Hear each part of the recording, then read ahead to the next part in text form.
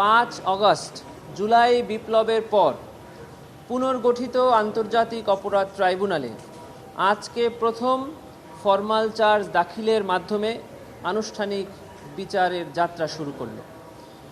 ইতোপূর্বে ট্রাইব্যুনালের তদন্ত সংস্থার পক্ষ থেকে বিজ্ঞ চিফ প্রসিকিউটর বরাবর যে তদন্ত প্রতিবেদন দাখিল করা হয়েছিল সেটি ছিল জুলাই গণঅভ্যুত্থান চলাকালে চাংখারপুলে সংগঠিত মানবতাবিরোধী অপরাধের অভিযোগে।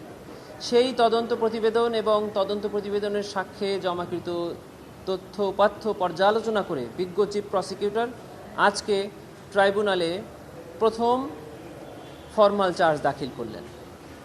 এই ফরমাল চার্জ দাখিলের পরে এটি ট্রাইব্যুনালে শুনানির জন্য উপস্থাপন করা হবে। ট্রাইব্যুনাল আইন অনুযায়ী যথাযথ আদেশ প্রদান করবেন বলে আমরা আশা করছি। এই মামলায় আসামি সাবেক ডিএমপি কমিশনার হাবিবুর রহমান সহ 8 জন এবং এই মামলায় ভিকটিম শহীদ আনাস সহ মোট 6 জন।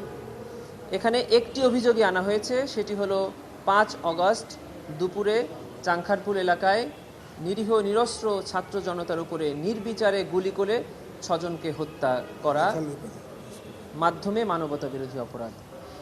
আমাদের এই আইন অনুযায়ী এই ফরমাল চার্জটি ট্রাইব্যুনালের কাছে যদি স্যাটিসফ্যাক্টরি মনে হয় তাহলে ওনারা এটিকে আমলে গ্রহণ করবেন এবং যে সকল আসামিরা উপস্থিত আছেন তাদেরকে একটি করে এই কপি প্রদান করার জন্য বলে দিবেন।